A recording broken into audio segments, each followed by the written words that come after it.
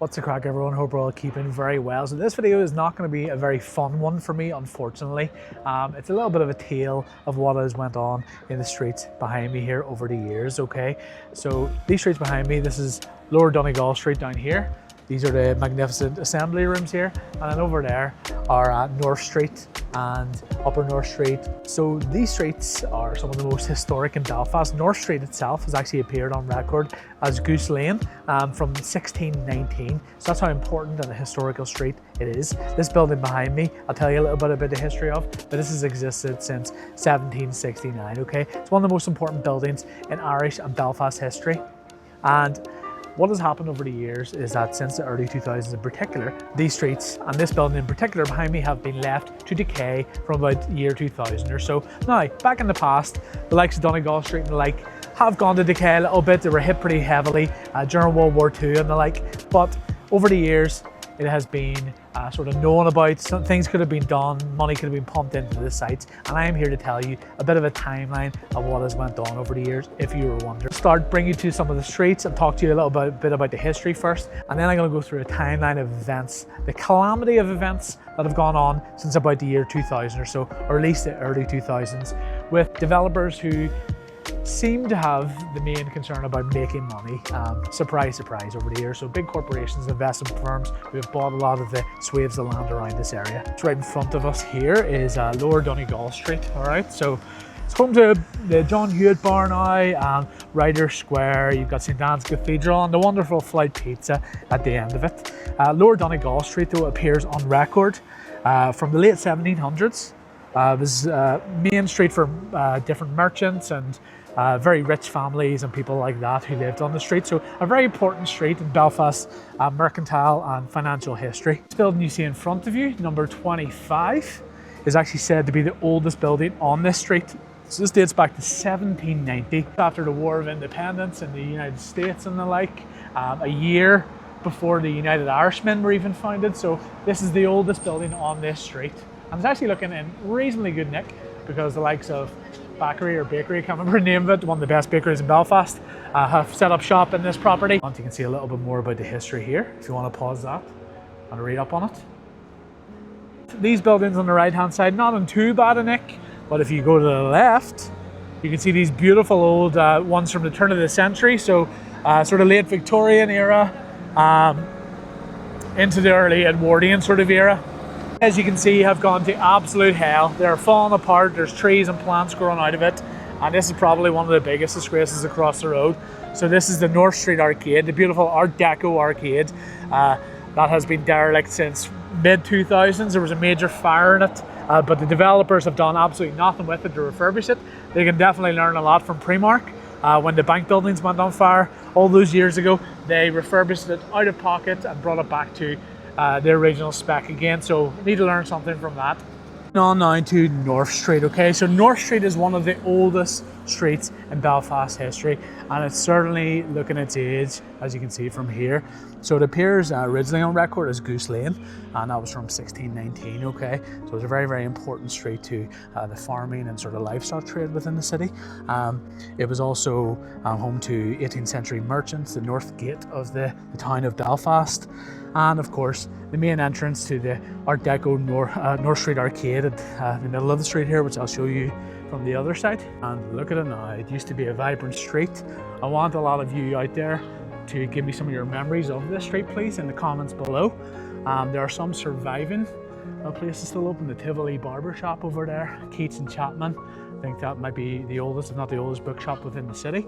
It's still going, with the buildings around it crumbling, okay? We're going to Brennan's, established 2005, and that was sort of the beginning of the end for this sort of street, okay? But Brennan's was a traditional chippy. We used to go there when I was younger, when I was in my sort of late teens, early sort of uni years. And then there's the old North Street Arcade, looking absolutely horrible. I'll pop up a picture of what this used to look like back in the day from the outside and the interior. And as you can see, absolutely stunning. Even later on, its history in the 70s and 80s, even though this got hit quite heavily by the bombings and the Troubles, this sort of maintained its beautiful sort of shape and was full of local businesses and life, and just like the rest of the street, to be honest with you. And now look at the state of it. It's an absolute disgrace in my opinion. This building behind me is probably the biggest bane of my life historically within the city of Belfast. These are the beautiful assembly rooms. These buildings date back to 1769. They were built as an exchange, sort of a trading exchange within the city of Belfast. It's actually the centre, the direct centre of the city of Belfast, I've been told as well. It's hosted some of the most significant events in not only Belfast, but general Irish history. So it was hosted to standout ones that happened in this. In 1786, a man called Thomas McCabe, a local man, one of the original founders of the United Irishmen, heard that a man called Waddell Cunningham, a local slave trading company owner, was going to operate a slave trading company within Belfast. So the assembly rooms were not only a trading location, they were an assembly point for the city of Belfast. The people met here for social events, they voted on local legislation, different things like that. Thomas McCabe heard wind of Waddell Cunningham wanting to open a slave trading company within and vote for it within this building.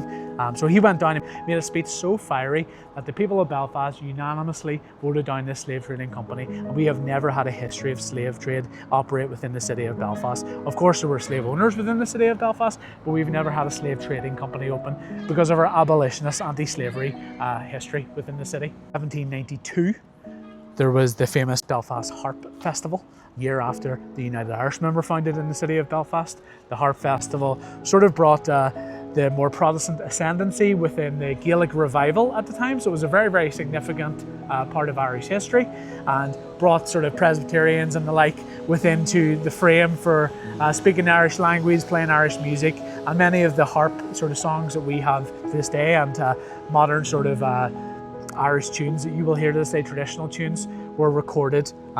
Not recorded obviously on any digital sort of aspect, but were taken down note by note within this building. Covered this festival a couple of times on my social media page if you check us out and Document Belfast, but I would definitely recommend you reading up on the Belfast Harp Festival that took place here. And another significant event happened in the 1790s. In 1798 was the court-martial of Henry Joy McCracken, one of the leaders, Belfast-born man, of the United Irishmen, who took part and was one of the commanders of the Battle of Antrim in 1798 in the 1798 rebellion.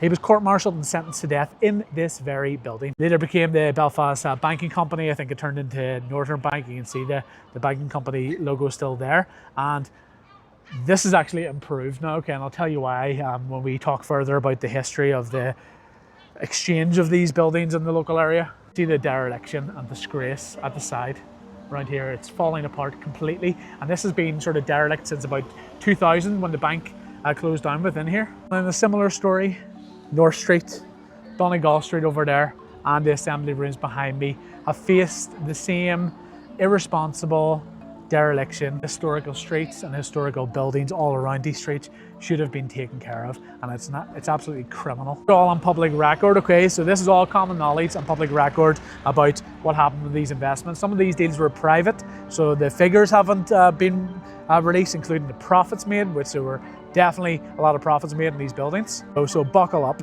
So, all started in the early 2000s, or mid 2000s in particular, okay? They were actually an Irish property management company, okay? Didn't really do much with it, to be honest with you. They had these big grand schemes, big grand proposals they were going to put in place. Then the 2008 crash happened. A lot of people, including those in Ireland and the UK, were massively affected, and Europe were no different to this, okay? So in 2012 to 2014, Ulster Bank and NAMA had to seize control of the debts. The debts became toxic, okay? They bought the debts, which would include the buildings and the land around this area on the 11 to 12 acreage site. Fast forward then to May 2015, and a lovely private equity firm called Cerberus. I'm not going to say too much about them. Not a big fan of companies like this, so I'll just put it that way so I don't get sued. But Cerberus bought the distressed portfolio for a steep discount. I think there was about 80 to 85% off, so they bought it for roughly 205 million, and they reckon and they estimate the value of the actual land and the properties around the area was about 1.4 billion, because this is the centre of Belfast, the direct centre. Less than a year later, in January 2016, Castlebrook, who still own it to this day, they're an English-based firm.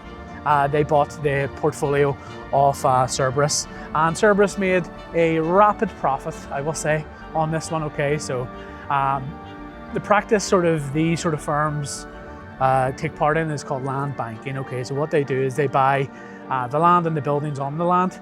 They'll do really nothing for the most part. I'm not saying all of them, but a lot of them will just let the buildings sit and rot, whereas the land itself does not depreciate, it appreciates over time, and then they'll sell the land that the property is on for a hefty profit, and usually what will happen is the buildings on these will be demolished and the land sold on and new things developed on these. All right, so Castlebrook bought these. They're a company that would have bought it for X amount of price. It was never fully publicly disclosed, which I find a bit shifty. My personal opinion, not making any accusations here. Once again, Castlebrook have owned it ever since, okay? So a little bit of a background to Castlebrook. So Castlebrook have owned the land around here and the buildings on this land for a decade now, okay? So Neil Young, not the singer, the English investor, he is the chief executive and major shareholder of Castlebrook, okay?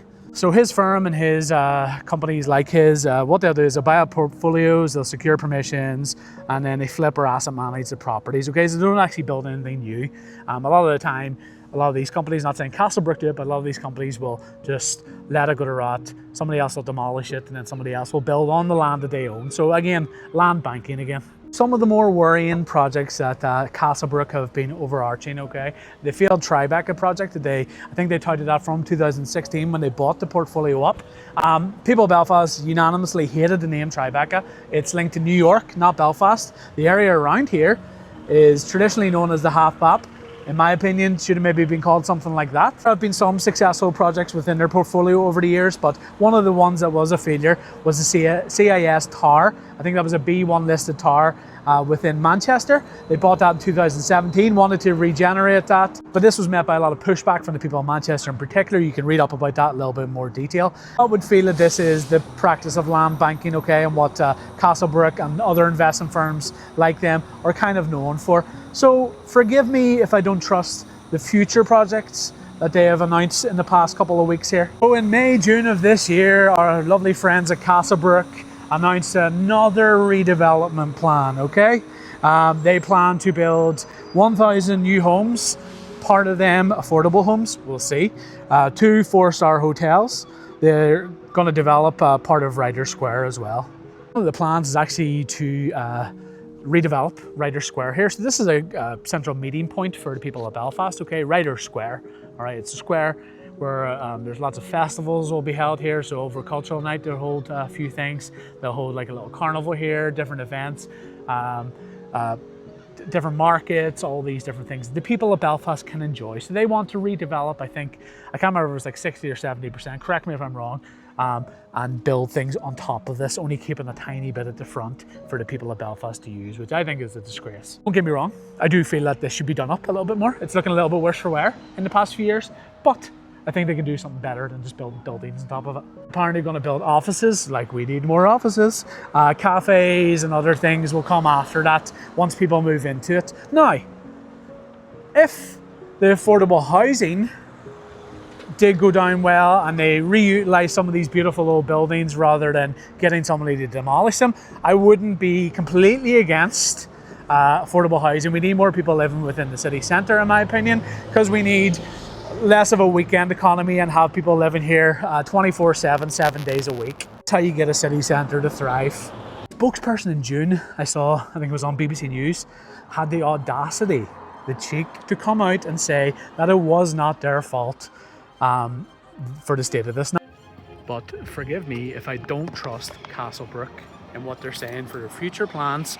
They've owned this street, the Assembly Rooms and Donegall Street for a decade now. And as you can see around you, they've done sweet FA with any of these buildings and the surrounding land. Now, I'm not trying to say that they're entirely to blame for the state of the street. I mean, the Troubles had a big factor in its downfall. The investment firms in the early and mid 2000s, etc., but they've owned it since 2016.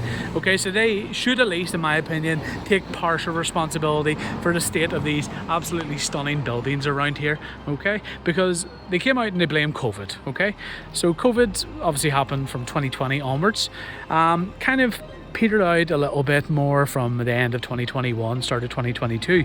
So they owned these streets for the first 4 years before COVID, and also for 4 years after COVID sort of ended. Okay, so they've had it for 8 years in total, COVID free, and they've done nothing with it. So what's the excuse there? As far as I'm aware, they've had the planning permission to do things there. They could have gotten the funding, surely, to fix these up. Like, I mean, look at the state of this, and it's embarrassing.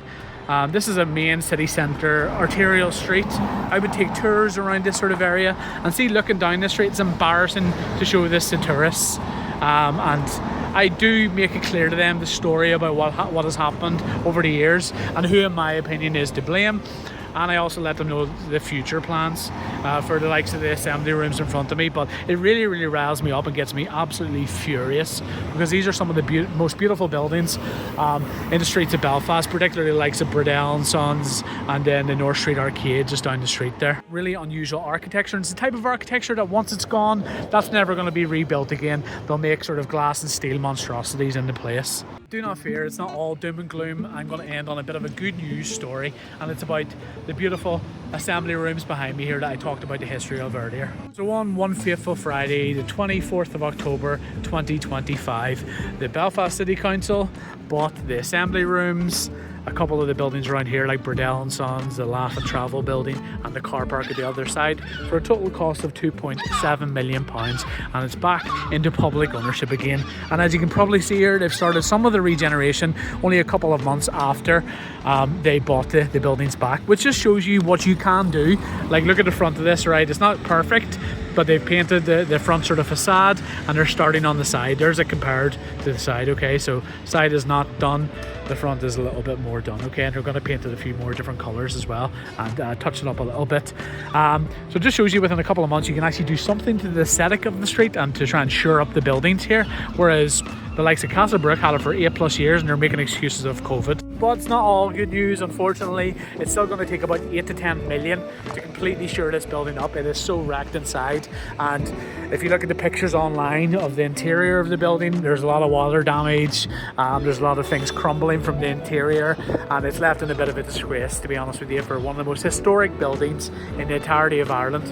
And I was doing a tour, and I finished off around here the other day, and I was doing a little bit of a video ranting on social media about this area again, and I met some of the council reps and local architects that are trying to restore this beautiful building here, and they're very, very passionate about the project too, so hopefully it's in safe hands. Thankfully, the council have really good plans for this, and I do commend the council. Anybody I've spoken to from local councillors, the modern day sort of local councillors, not the ones that were involved in the original plans, but the modern day councillors that are trying to save this building, are doing a really, really good job, from various different parties like the Green Party, the SDLP, and the like.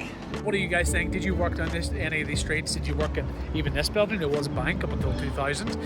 Let me know please in the comments, and let me know your thoughts on the future projects. Do you like them? What do you think should be done to improve this area? And what are your thoughts about what has happened over the past 26 years or so in these streets? And if you can do me a big favor, guys, if you don't mind giving it a like this video, give it a hype as well. That's the big one nowadays.